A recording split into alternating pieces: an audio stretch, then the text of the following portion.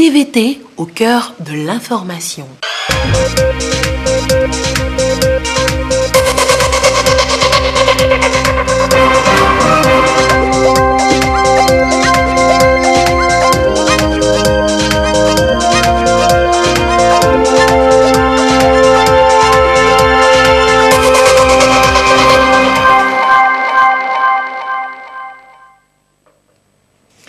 Il est l'heure du journal sur la télévision togolaise. Madame, Monsieur, bonsoir. Et voici les titres de cette édition. Bientôt, un centre universitaire verra le jour dans le Cloto. Un cadre qui sera dédié à plusieurs filières d'avenir. Le ministre de l'Enseignement supérieur était dans la localité pour une première inspection des lieux. Quel est l'état des pistes rurales dans les savanes? Le ministre en charge de ce département était également en visite dans la région. Après ce travail de recensement, une politique de réhabilitation sera élaborée pour désenclaver les différentes localités de la région des savanes. À découvrir dans cette édition. Et puis la 5e édition de la Nuit des droits de l'homme, c'était ce week-end à Lomé. Cette année, 18 personnalités ont été primées pour leurs différentes actions en faveur de la promotion des droits humains. Les détails dans ce journal. Voilà donc pour les titres. La préfecture de Cloto disposera bientôt d'un centre universitaire, un cadre d'apprentissage dédié à plusieurs secteurs, notamment l'agro-pastoral. Et pour mieux asseoir le projet, une délégation du ministère en charge de l'enseignement supérieur s'est rendue sur le terrain. Il s'agit de visiter les lieux retenus pour la mise en œuvre du dit projet. Les précisions avec Abidé Nyazingbe. C'est une visite de terrain pour toucher du doigt les réalités du cadre choisi pour le futur centre universitaire du Grand Cloto. Le ministre de l'Enseignement supérieur et de la Recherche et sa délégation se sont rendus sur le site retenu pour cette infrastructure de taille. L'heure est à l'action. Dans 2 ans, naîtra ici un centre dédié à préparer les jeunes à mieux créer un emploi dans la chaîne de valeur du secteur agricole. Notre visite aujourd'hui s'inscrit dans la vision du chef de l'État qui est celle de mettre en œuvre une infrastructure dans la région, à savoir le centre universitaire de Palimé. Donc nous avions visité différents sites, des sites qui sont déjà sécurisés, qui sont des réserves administratives de la préfecture qui sont déjà sécurisées, d'où un qui fait à peu près 13 hectares, qui est assez grand, et ensuite un deuxième site qui est prévu pour l'université future. Donc c'est avec grande satisfaction que nous avons visité la zone et nous nous sommes rendus compte que la préfecture est prête. Elle dispose des outils pour accueillir ce projet. Le projet est très attendu par la communauté du Grand Cloto. Cette action du gouvernement, nous la trouvons très salutaire pour notre préfecture. Et il y a un temps déjà, nous avons eu l'information que c'est comme ça, un centre comme de cette envergure sera construit dans notre préfecture. Nous sommes déjà préparés pour l'accueillir. Aujourd'hui, la visite de Monsieur le ministre de l'Enseignement supérieur n'est que pour nous rassurer que vraiment l'ouvrage va être construit à Palimé et nous sommes très contents. Nous voulons par ici remercier le gouvernement et en premier le chef de l'État, son excellence M. François Yassibé, pour avoir pensé à la préfecture du Cloto. Occasion pour le ministre et sa délégation de se rendre sur le site du nouveau marché de Château. Le but, constater l'avancée des travaux. Et après avoir visité les sites identifiés pour la construction du futur centre universitaire du Grand Cloto, le ministre de l'Enseignement supérieur et sa suite ont échangé avec les autorités locales, histoire d'avoir leur approbation et surtout accompagnement de la mise en œuvre de ce projet d'envergure. Nous retrouvons Abidé Nyazingbe pour des précisions. Préfet, maire, élus locaux et chefs cantons, tous ici pour apporter leur contribution à ce grand projet. Un centre universitaire d'ici quelques années à Palimé. Recevoir l'adhésion formelle de toute la communauté du Grand Cloto, c'est le but de cette démarche entreprise par le ministre de l'Enseignement supérieur. Dédié en partie à l'éducation liée à l'agro-pastoral, le centre va plus tard se diversifier dans d'autres domaines. Tous les chefs cantons de la région élargie aux 3 grandes communes, Cloto 1, Cloto 2, Cloto 3 étaient présents. Ils ont marqué vraiment leur adhésion à l'accueil de cette initiative du chef de l'État et il tient à la concrétiser. Aujourd'hui, nous sommes arrivés à une phase ultime qui est l'adhésion des communautés. Et je pense que les autorités compétentes sauront désormais ce qu'il y a à faire en ce qui concerne la concrétisation du projet proprement dit. Et pour cela, nous félicitons le préfet et le maire de Kloto 1 qui font un excellent travail en ce sens. La vision des plus hautes autorités togolaises est de faire de la ville de Kpalimé un carrefour d'échanges culturels et de partage intellectuel. Le Haut Commissariat à la réconciliation et au renforcement de l'unité nationale est de nouveau dans la causa.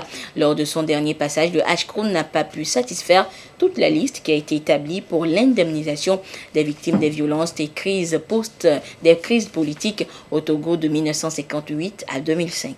C'est ce qui explique donc ce retour dans la localité. Des précisions avec Nestor Mozo. 2 mois juste après sa dernière opération, le Haut Commissariat à la réconciliation et au renforcement de l'unité nationale est de retour dans la causa, toujours pour la même cause. N'ayant pas pu couvrir tout ce qui était retenu, le HCROUN est revenu pour ceux qui sont encore en attente. L'opération consiste à indemniser les victimes des violences liées aux crises politiques au Togo entre 1958 et 2005. L'indemnisation se fait par catégorie.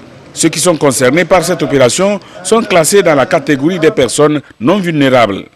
C'est dans le cadre de l'exécution du programme de réparation qui a été mis en place par le gouvernement sous la houlette du président de la République et avec pour objectif ultime de panser les plaies occasionnées par les violences politiques que notre pays a connues et faire en sorte que les Togolais puissent enjamber dans des conditions plus sereines ce passé et se construire un nouvel avenir fondé sur la réconciliation et la paix. Pour cette session, environ 2000 victimes ont été retenues pour le compte de la causa. Les ayants droit qui pourraient ne pas être touchés par cette opération n'ont rien à craindre.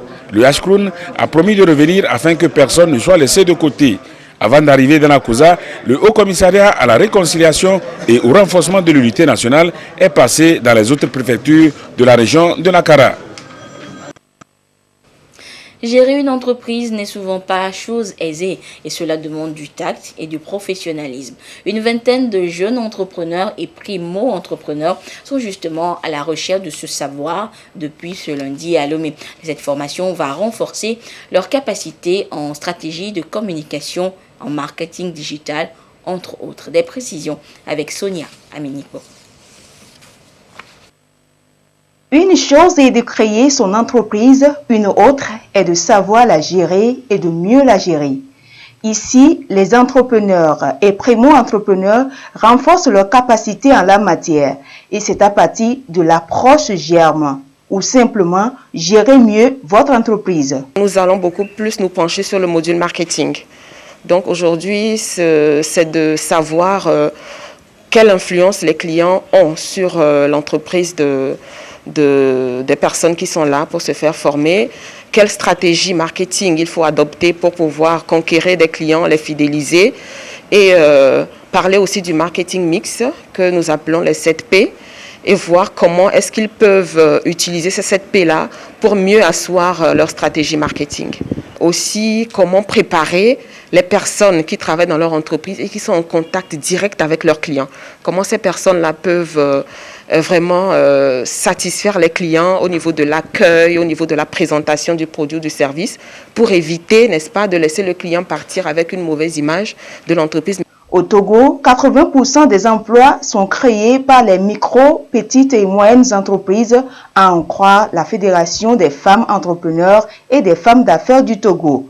Cependant, ces entreprises sont de plus en plus confrontées à des difficultés liées, entre autres, au financement et à la compétitivité. La méthodologie germe à 3 volets. Il y a le premier volet qui est le trieux, donc trouver votre idée d'entreprise et pouvoir l'identifier et la sélectionner. Mais également la formation créer.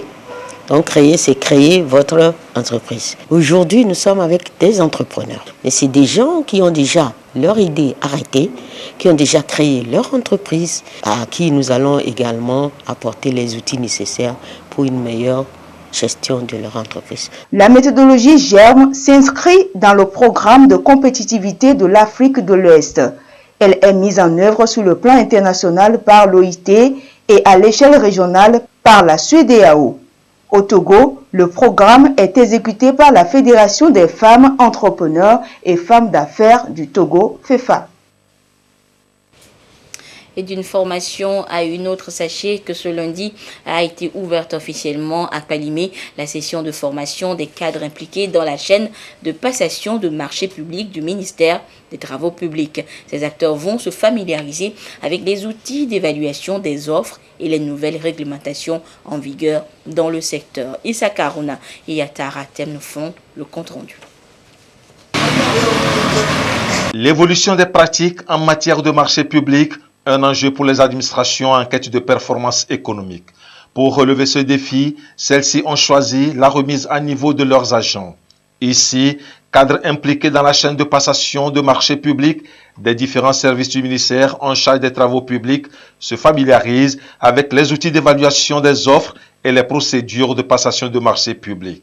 Le risque, c'est que si vous ne renforcez pas ceux qui doivent sélectionner les opérateurs qui seront en charge de livrer les travaux d'exécution ou les travaux de fourniture, cela veut dire que économiquement, vous allez choisir des partenaires qui ne sont pas bons et finalement vous aurez un mauvais résultat sur le terrain.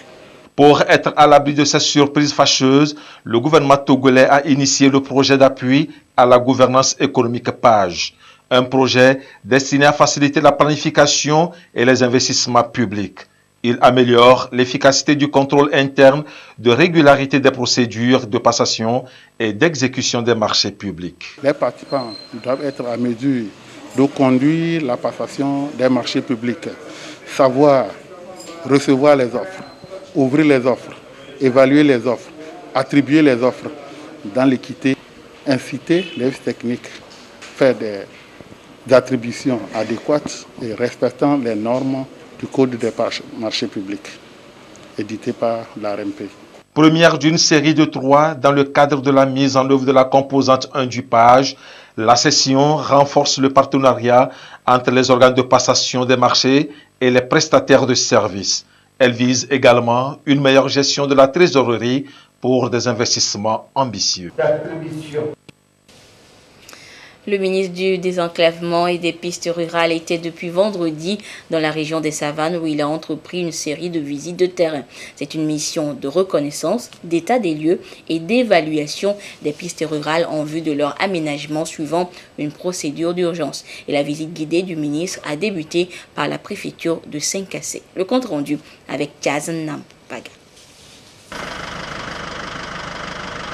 Nous sommes ici sur le tronçon Saint-Cassé-Boadé-Goulungoussi, frontière Ghana, dans la corne du Togo, longue de 20 km environ. Au PK12, après Saint-Cassé, la stabilité de ce pont colonial de 42,8 mètres est entamée par les eaux de ruissellement. Il y a eu une érosion grave au niveau du remblai d'accès et des murs de fondation. Nous avons constaté également que le pont qui repose sur une fondation superficielle basée sur des buses qu'on a empilées dans lesquelles on a coulé du béton sont en train de craquer complètement. Donc ça veut dire que c'est un pont qu'il faut absolument démolir et faire une étude avant de le reconstruire. Donc pour assurer la circulation permanente, nous sommes ici obligés de faire un petit renfort afin de maintenir la circulation. Maintenir la circulation, c'est aussi le but de l'exercice auquel se livre le ministre Kédé Kamfitine sur la piste Sékansé-Samomoni-Biancouri. Cette voie qui se rétrécit comme une peau de chagrin à coup d'érosion risque de disparaître complètement si rien n'est fait. Nous avons des ravinements qui ont rétréci la chaussée jusqu'à environ 2 mètres de large, ce qui ne permet pas une circulation aisée en saison pluvieuse.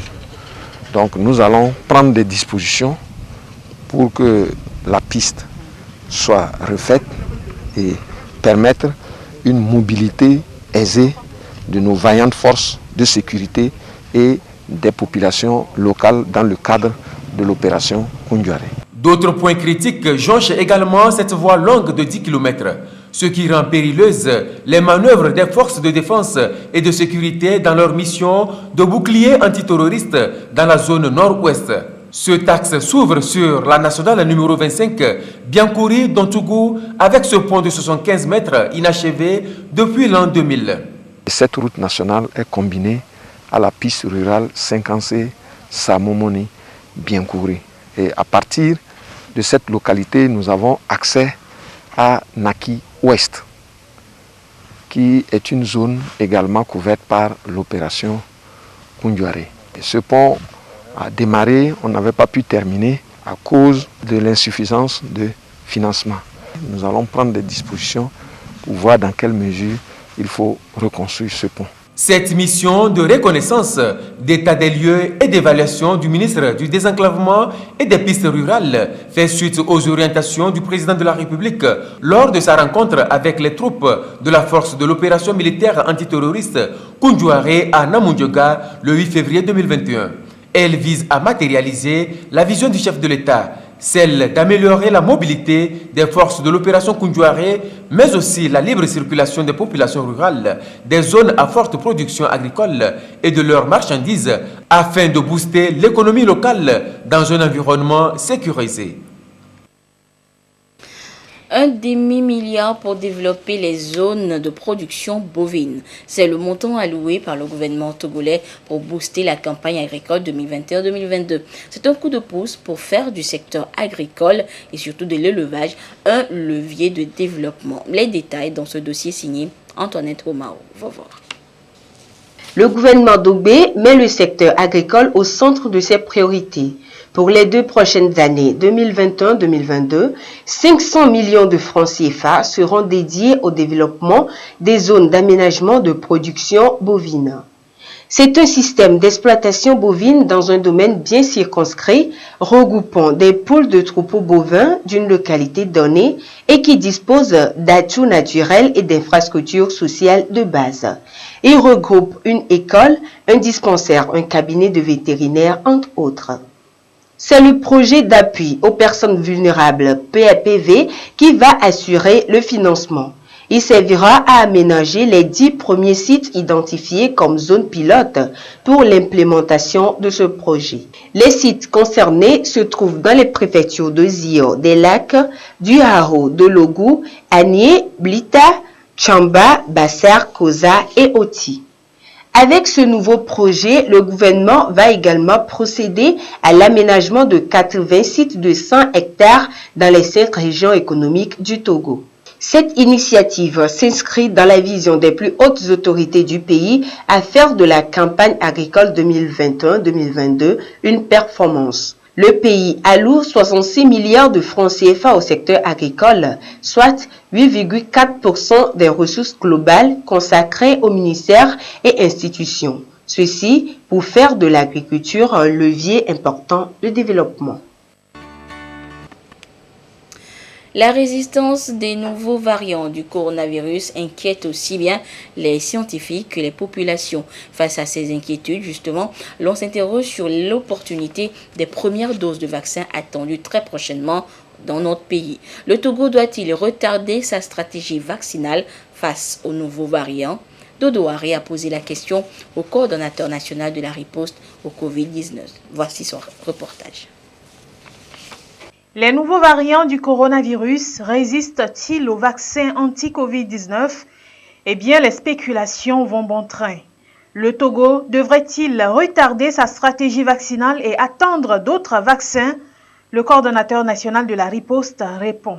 Un virus qui se transmet plusieurs fois, forcément mute. Parce que le virus, il transmet son génome à l'autre. Et c'est l'autre qui multiplie ce virus.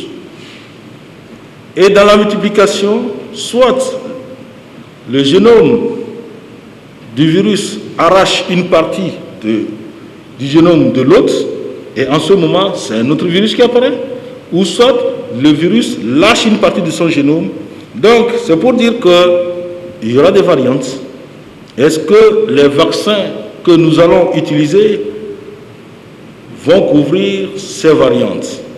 Est-ce qu'il faut attendre à avoir un vaccin qui couvre les variantes dont on ne connaît pas encore? C'est pour cela qu'il faut aller vite. Il faut vacciner. Et dès qu'on vaccine, ça empêche trop de transmission et ça empêche l'apparition d'autres variantes. Donc le vaccin est une méthode préventive pour empêcher l'apparition d'autres variantes. Donc en gros, le problème des variantes ne doit pas nous empêcher d'avancer vers le vaccin. L'accès au vaccin est devenu un dur combat et la plupart des pays africains ont placé leur espoir sur l'initiative COVAX. Face à la multitude de vaccins développés ces derniers mois, que propose la plateforme comme vaccin au pays? Sur la plateforme initiative COVAX, en fonction des arrivages, il y aura des vaccins à la fois Pfizer, Moderna, AstraZeneca et actuellement le Sputnik et probablement le vaccin chinois. La distribution se fera pour tous les pays. Mais pour que le pays ait le vaccin sur l'initiative COVAX, il faut remplir certaines conditions. Et pour l'instant, le Togo remplit toutes ces conditions. C'est pour ça que nous serons les premiers à être servis. Tout en sachant que l'initiative COVAX, ce n'est pas gratuit, c'est aussi un achat. Dans cet achat, 20% sera gratuit, mais le reste sera à la charge de l'État. Le Togo, au-delà de COVAX, mène son propre combat. D'ici fin février ou début mars, les premières doses de vaccins devraient être là. Le pays a-t-il un penchant pour un vaccin spécifique? Nous nous sommes préparés à la fois pour avoir les Pfizer. Les Pfizer, il faut une conservation beaucoup plus difficile, mais le gouvernement togolais s'est déjà préparé pour recevoir le Pfizer si on a le Pfizer. Mais pour AstraZeneca, c'est beaucoup plus facile. Donc, on s'est aussi préparé parce que nous avons l'habitude de vacciner nos populations. Donc, il y a certains équipements qui sont déjà des prérequis pour pouvoir vacciner cela. Et aussi, il faut penser qu'il y a un autre vaccin qui est rentré sur le marché, qui n'est pas mauvais, et ça va permettre d'avoir beaucoup plus de vaccins. C'est le vaccin russe, Sputnik. Le pays se prépare ardemment pour cette stratégie vaccinale qui sans doute va rompre la chaîne de contamination qui reste toujours croissante depuis le début du mois de janvier.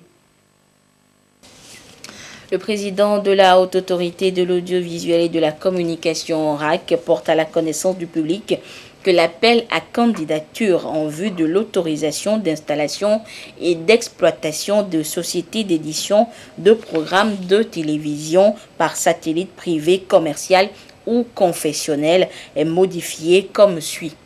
1. La suppression sur la fiche technique de la liaison par Internet qui devait se faire par le fournisseur d'accès Internet FAI et l'annexe 3 du DAO relatif à son engagement. 2. La prorogation de la date limite du dépôt au siège de la RAC des soumissions désormais fixée au 11 mars 2021 à 9h au lieu du 4 mars 2021 à 9h. C'est un communiqué signé par le président de la RAC, Pitalunani Telou.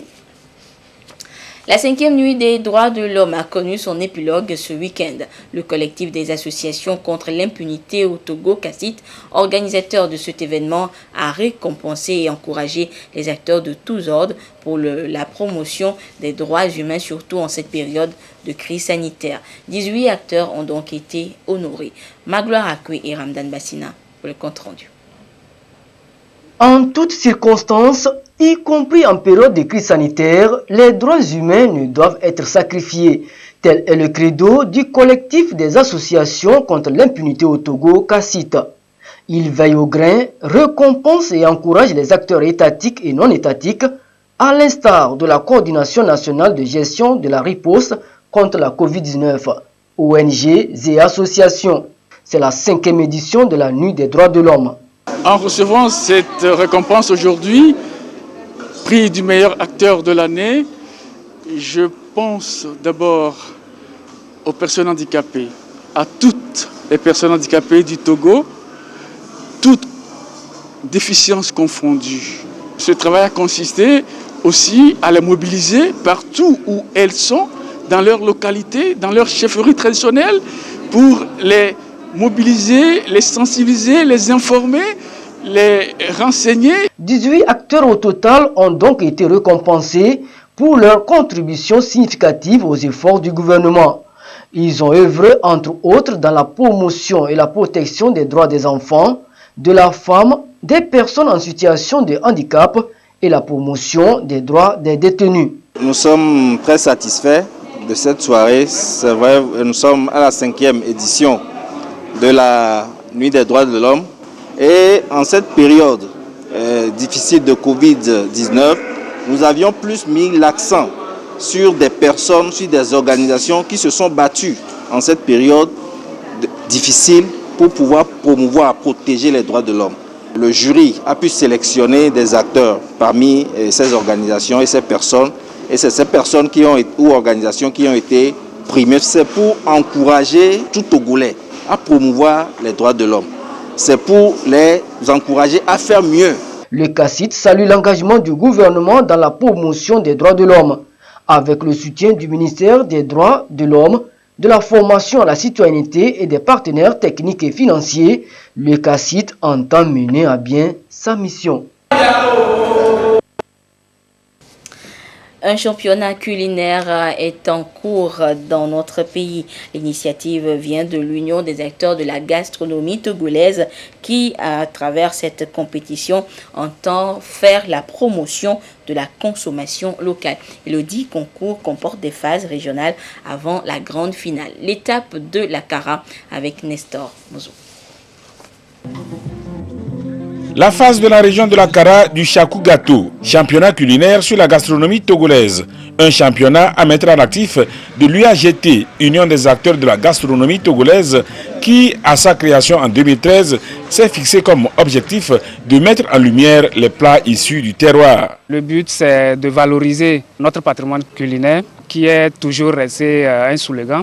On le dit si bien, consommons local, mais ça n'a jamais été effectif. Et nous avons initié ce concours pour impliquer les acteurs de l'hôtellerie et de la restauration. Le concours, c'est que nous allons faire le ravitaillement. On va acheter les ingrédients, à chacun de proposer le plat de son choix. Chaque année, nous voyageons, nous sommes revenus avec plein de trophées, des médailles.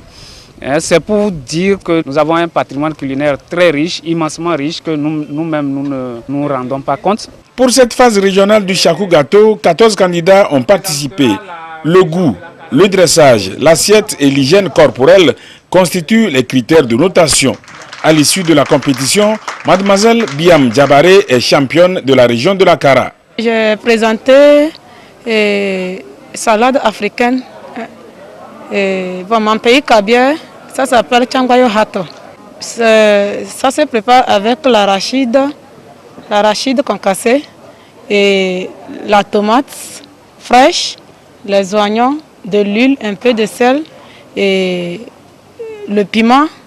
Je croyais en moi-même et vraiment je suis très heureuse. Tous les participants ont été gratifiés de prix, mais les 3 premiers iront rejoindre les lauréats des autres régions pour la finale. Cette finale du championnat culinaire sur la gastronomie togolaise aura lieu du 18 au 25 avril prochain à Lomé. Vivement donc la finale. À ce jour du lundi 15 février 2021, la situation de la pandémie au nouveau coronavirus Covid-19 au Togo se présente comme suit. Le nombre de cas confirmés est de 5 882. 8 nouveaux cas depuis hier. Le nombre de personnes guéries est de 5007. 3 nouveaux guéris depuis hier. Le nombre de cas actifs s'élève à 794 et le nombre de décès est de 81. Un communiqué signé par le ministre de la Santé, de l'Hygiène publique et de l'accès universel aux soins, professeur Moustapha Mijiawa.